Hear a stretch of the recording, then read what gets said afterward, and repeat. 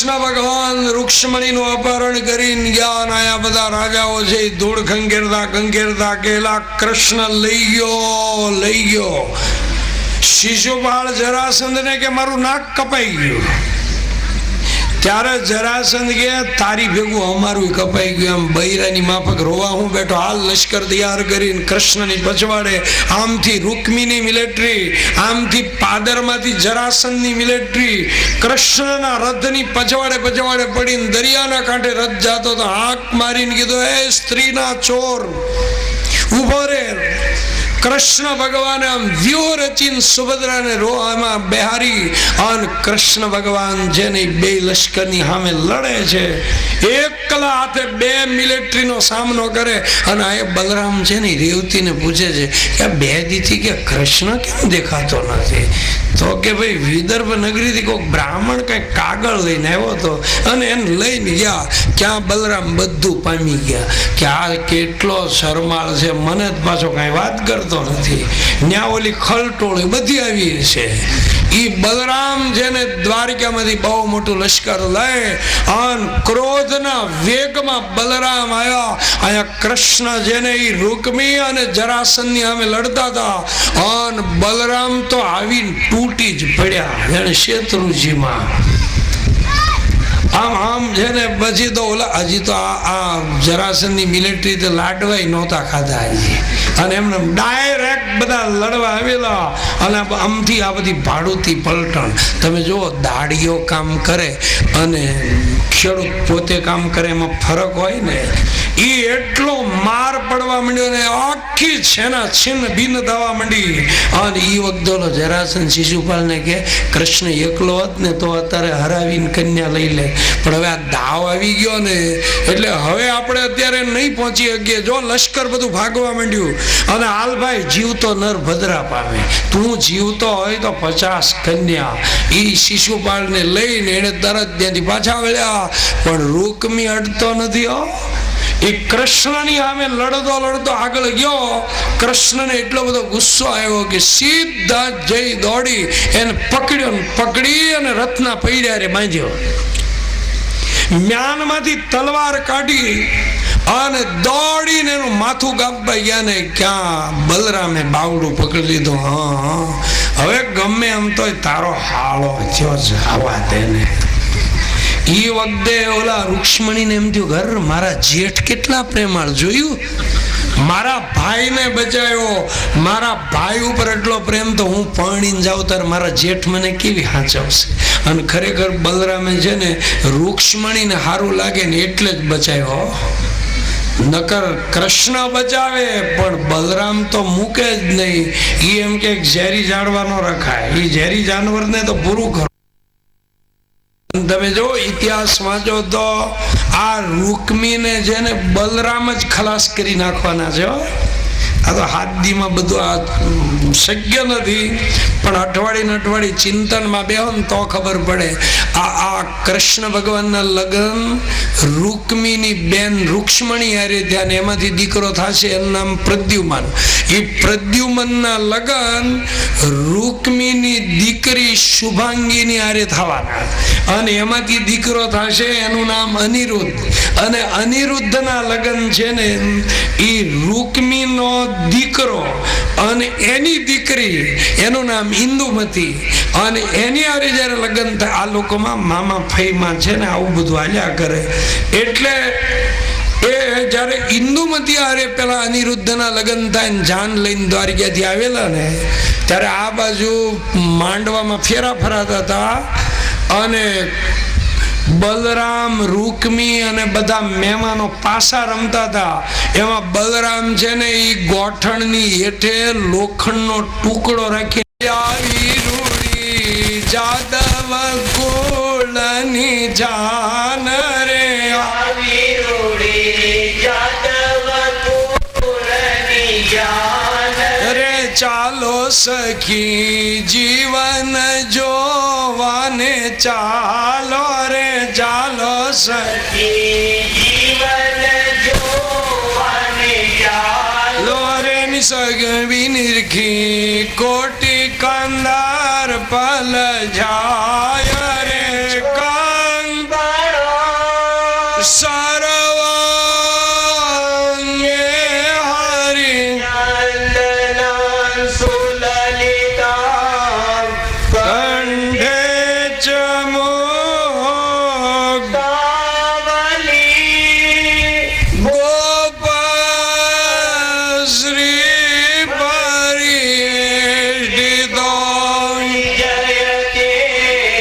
સદા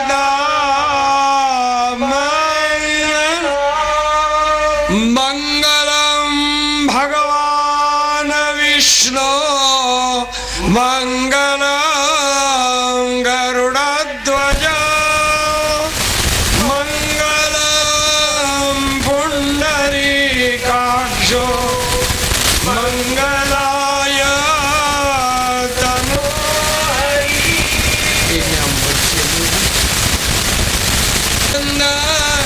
કુમાર રે પીજે મંગળ ચાંદીના દાન દેવાય એ દાન લે છે દેવકીજી તણ કુમાર રે દાન લે છે દેવકીજી તારા કુમાર એ ચાલો સખી જીવન જોવાને ચાલો રે ચાલો સખી જીવન જોવાને ચાલો એ છબી નિરખી કોડંગલ સોનાના દાન દેવાય રે પીજે મંગળ સોનાના દાન દેવાય એ દાન લે છે સુભદ્રા કેરા ભ્રાત દાન લે છે સુભદ્રા તેરા ભ્રાત એ ચાલો સખી જીવન જોવાની ચાલો રે ચાલો સખી જીવન જોવાને ચાલો એની છબી નિરખી કોટી કંદર પલ જાય છબી દેખી કોટી કંદારે ચોથે મંગળ કન્યાના દાન દેવાય એ દાન લે છે વસુદેવ તણા કુમાર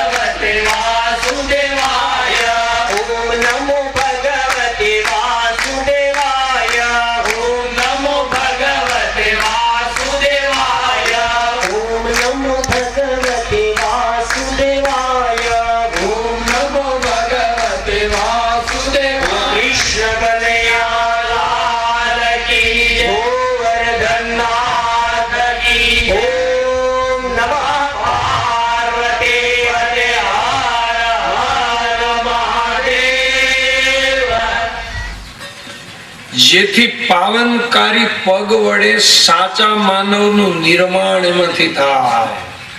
જનની જણ તો ભક્ત જાણ કા દાતા કા શૂર. સાચા માનવનું નિર્માણ થાય. અને સ્ત્રીને માટે છે ને લાચારીથી મેળવેલા ઘરેણા કરતા દોરાનું હુતરનું મંગળસૂત્ર વધારે સારું. એટલે એ સ્ત્રી તું ડોક્ટર નો થતો ચાલે, વકીલ નો તો ચાલે, પણ મહેરબાની કરીને ટાઈપિસ્ટ કમ ક્લાર્ક નો થા. સ્ત્રી તો એક આદર્શ મા બાન, એક ભાઈની આદર્શ બેન બાન અને એક પતિની આદર્શ સહધર્મચારીની નહીં થા તો સમાજમાં પુરુષનું શું થાય? એટલે કૃષ્ણ ભગવાન લગ્ન કરે છે. લગ્ન એટલે સ્ત્રીનું સમર્પણ, પુરુષનું કર્તૃત્વ અને ભગવાનના આશીર્વાદ. આ ત્રણનો સરવાળો એને કહેવાય લગ્ન. લગ્ન એટલે એકે બીજા ભળી જાવ, આ નામ લગ્ન. પ્રેમ અને કર્તવ્ય માટે સંસારના સમરાંગણમાં સક્રિય બનીને ઉભા રહેવું એનું નામ કહેવાય લગ્ન. લગ્નમાં જોડાણ દિલથી થાય, પણ પછી ધીમે ધીમે દેહાતીત. પતિ અને પત્ની એની સદગુણની સાધના જ એટલી ઉચ્ચ કક્ષાની હોવી જોઈએ ને કે પતિને એની પત્ની સાક્ષાત દેવી લાગે અને પત્નીને એનો પતિ સાક્ષાત દેવ લાગે. જો તમે લગ્નને માત્ર ભોગનું સાધન માન્યું તો જીવનમાં દુઃખ આવવાના. એટલે આધ્યાત્મિક દ્રષ્ટિએ લગ્ન એટલે વિકારના આક્રમણ સામેનો રક્ષણનો મજબૂત કિલ્લો, એને કહેવાય લગ્ન. લગ્ન એટલે દુઃખના સમયમાં આંસુ લૂછનાર આત્મીય જન, એનું નામ કહેવાય લગ્ન. આપણે ત્યાં બધા અવતારોએ લગ્ન કર્યા, ઋષિ મુનિઓએ લગ્ન કર્યા. આ લગ્ન ન કરવા એ આધ્યાત્મિકતા છે એવી સમજણ અમારી વૈદિક સંસ્કૃતિની નથી. અને સ્વસ્તિની વચમાં રહીને જેને ભગવાનનું કામ ભક્તિ કરવી એને લગ્ન કરવા જોઈએ. આ કદાચ કોઈક એવો હોય યોગ ભ્રષ્ટ આત્મા તો એના માટે હિમાલય ખુલ્લો છે. પણ વસ્તીની વચમાં રહીને જયારે કામ કરવાનું હોય ત્યારે લગ્ન કરવાના. અને લગ્ન કર્યા પછી સંસાર તરફ દ્રષ્ટિ કેવી તો આશ્રમ જેવી રાખવી. જીવનમાં પ્રેમ, પાવિત્ર, માંગલ્ય હોય એને કહેવાય ગ્રસ્તાશ્રમ. અને ઘર કોનું નામ કહેવાય? જ્યાં એક મત હોય ને એને ઘર કહેવાય. નોખા નોખા મત હોય ને એને વીસી કહેવાય. હોટલ તમે જોજો, હોટલમાં નોખા નોખા મત હોય, એક કે બેંગન કા લાવો, એક કે આલુ કા લાવો. જ્યાં એક જ મત, એક જ વિચાર ને એક જ આચાર, એનું નામ ગ્રસ્તાશ્રમ. એમાંય જો પડખે સત્કર્મમાં સાથ આપનારી પત્ની હોય ને તો ધન્યો ગ્રસ્તાશ્રમ. તો થોડું ઘણું જીવન હોય ને તો એ સાર્થક કહેવાય. ગ્રસ્તાશ્રમ એટલે બે વ્યક્તિના આત્મિક વિકાસની કેડી, જ્યાં સદભાવ અને પ્રેમ છલકતો હોય ને ઘર કહેવાય. ગ્રસ્તાશ્રમ એટલે સદગુણ અને સદાચાર લેવાની સ્કૂલ, એને કહેવાય લગ્ન.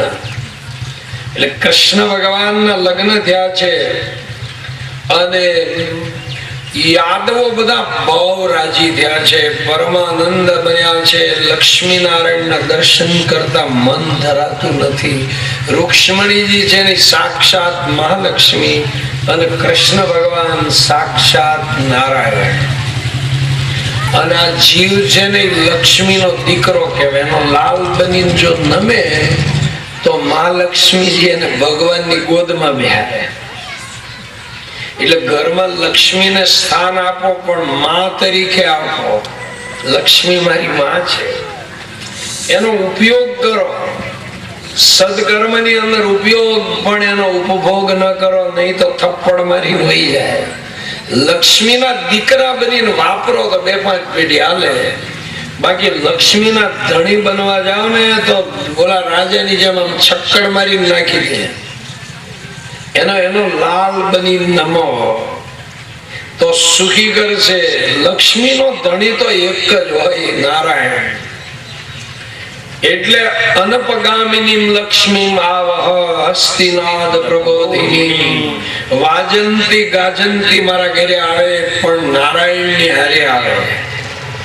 રૂક્ષ્મણીજી ની હારે લગ્ન થયું, પહેલા દીકરાનો જન્મ થયો, એનું નામ છે પ્રદ્યુમ્ન મહારાજ.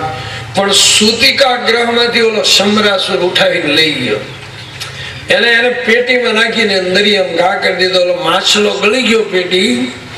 માછીમારે જાળ નાખીને માછલો આવી ગયો ને એને આમ માછલાને ચીર્યો, તેમાંથી પેટી નીકળીને એમાં અધમું બાળક જોયું. સારવાર કરતા એ બાળક બચી ગયું ને એ બાળકને લઈ અને પેલો માછીમાર જેની રાજાને દેવાઈ ગયો. રાજાએ માયાવતી નામની દાસીને આપ્યો. એને ઉછેરીને મોટો કર્યો એટલે એની જોડે પતિપણાનો ભાવ મંડી રાખવા. એટલે પ્રદ્યુમ્ન મહારાજ આક્રોશમાં આવે ત્યારે માયાવતી કે હું જ તમારી પત્ની છો, તમે મારા પતિ, તમે કામદેવનો અવતાર ને હું તમારી પત્ની રતિ. શંકર દાદાએ જયારે તમને બાયા ત્યારે હું રડતી રડતી આવી ત્યારે મને એમ કીધેલું કે યદુવંશમાં જયારે ભગવાન અવતાર લે તે તારે તારો પતિ એનો મોટો દીકરો થઈને આવશે અને તને એ સમયની અંદર તારા પતિનું સામીપ્ય મળશે.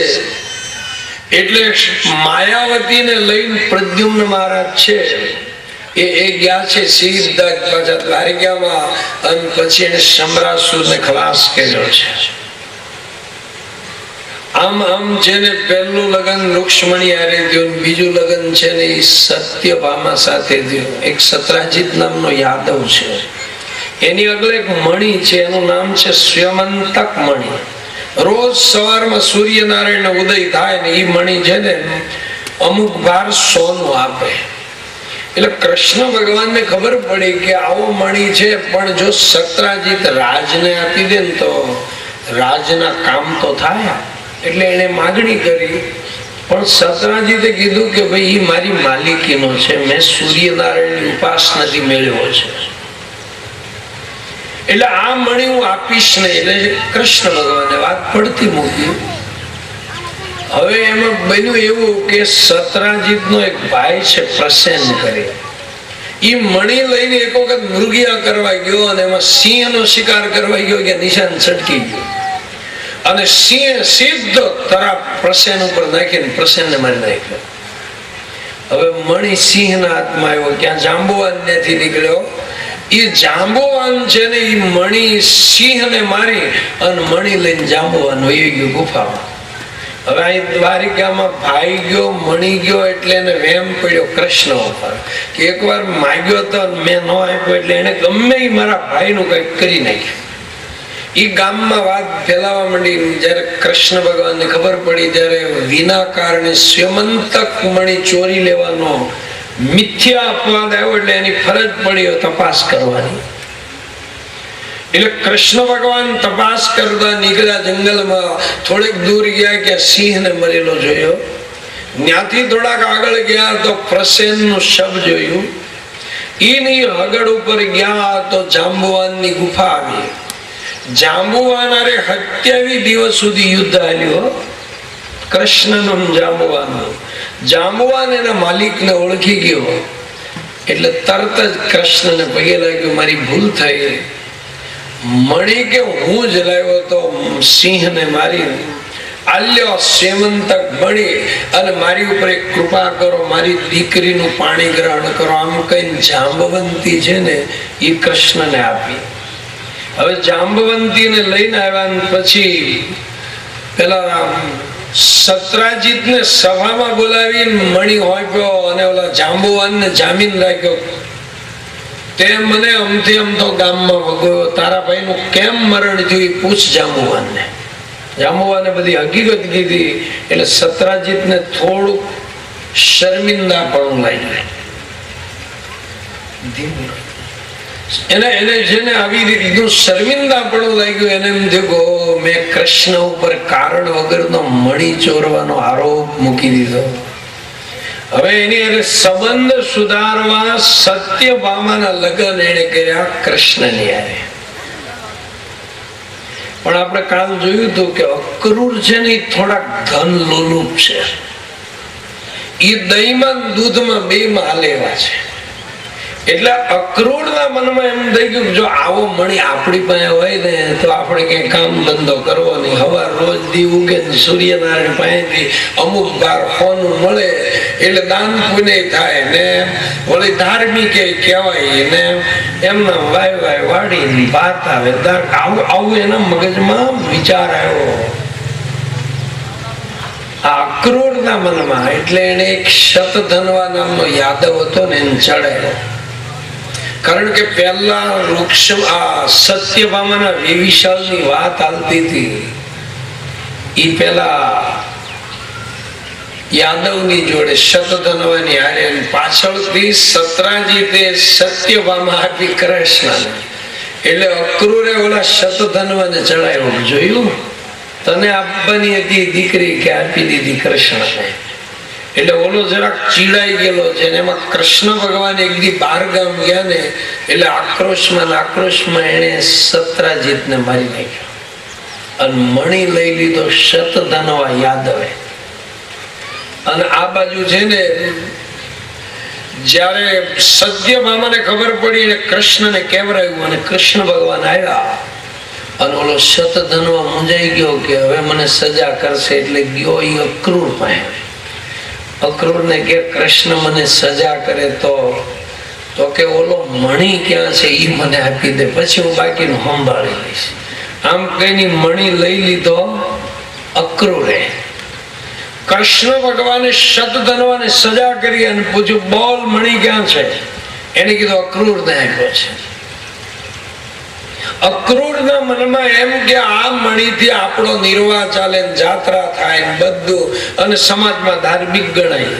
એટલે કૃષ્ણ ભગવાને જેને અક્રૂરને જાહેર સભામાં બોલાવ્યા અને જાહેર સભામાં બોલીને એને બોલાવી એની નિર્ભત્સના કરી અને મણી કઢાવ્યો છે કૃષ્ણ ભગવાન. એટલે ભગવાનના ત્રીજા લગ્ન સત્યભામા જોડે ધ્યાન પછી એક યમુનાના અંશમાંથી દીકરી જન્મી. એનું નામ છે કાલિંદ્રી. કાલિંદ્રી યમુનાને કાંઠે તપ કરતી હતી. કૃષ્ણ ભગવાન અર્જુનને લઈ નીકળ્યા. પૂછ્યું બોલ બોલ તારે શું જોઈએ છે, શું તપ કરે છો. ત્યારે કાલિંદ્રી એમ કહે છે કે પ્રભુ મારું પાણી ગ્રહણ કરો. એટલે ચોથા લગ્ન છે ને કાલિંદ્રીની જોડે છે. એક નગ્નજીત રાજા છે ને એની દીકરીનું નામ છે નગ્નજીતી. એને પરણાવવા હાટુ થઈને એના બાપે 7 સાંઢ રાખ્યા. એને જે નાથી દે ને માતીલા હાંડ અને એને નાથી દે એની અરે મારે આ દીકરી પરણાવી. કોઈ નો કરી ગયું. કૃષ્ણ એ રમત ની અંદર છે ને એ 7 સાંઢ ને નાથી દીધા. એટલે કૃષ્ણના લગ્ન નગ્નજીતી હારે થયા. એક મિત્ર વૃંદા છે એના માટે થઈને એના બાપુએ મત્સ્યવેદ રાખેલો છે. મત્સ્યવેદ ઘરે એને દીકરી આપી. અને ભારત વર્ષમાં પલ્લામાં પગ રાખીને પાણીમાં જોઈને માછલી વીંધવાનું પરાક્રમ માત્ર કૃષ્ણ આગળ જ હતું. એટલે એ કામ એને કર્યું ને એના લગ્ન મિત્ર વૃંદા હારે થયા. એક ચારુહાસીની છે. આમ કૃષ્ણ ભગવાનના 8 લગ્ન થયા છે. એટલે અષ્ટપટરાણી અષ્ટદા પ્રકૃતિ. થોડો વિચાર કરો તો ધ્યાનમાં આવશે કે પ્રકૃતિ છે ને 8 છે. પ્રકૃતિના માલિક કોણ છે? ઈશ્વર છે. તમે જો અષ્ટદા પ્રકૃતિ પરમાત્માની સેવા કરે છે. ગીતામાં લખ્યું છે